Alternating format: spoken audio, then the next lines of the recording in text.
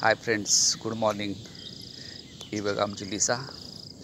सकाळचे 7:15 झालेत आणि आम्ही तिला राऊंडला बाहेर घेऊन आलेलो आहोत.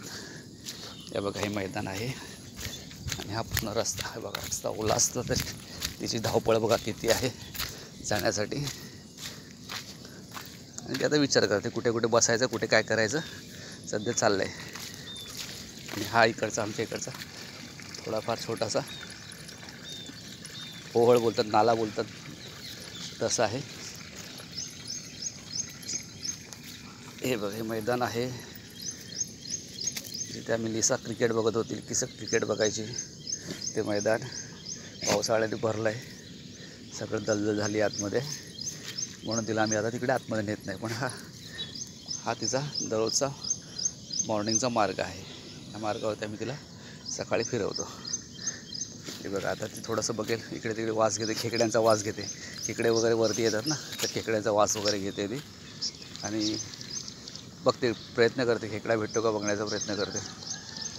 असं दररोजचं तिचं दिनक्रम चालू असतो.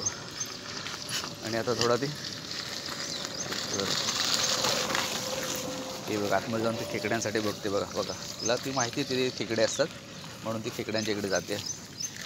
कारण पकडून त्याच्यावर खेळतो सुद्धा. खेळलं बघितलं मी, व्हिडिओ बघितलं तुम्ही ना. खेळण्यासाठी मी पकडून तिला एखादा खेकडा देतोच. हे बघा तिची घाई चालूच आहे तिकडे जायची. तो समोर डॉग आहे, त्याच्या मागे धावायचा प्रयत्न चालला आहे तिचा कडक. पण तिला मी टाईट पकडला आहे.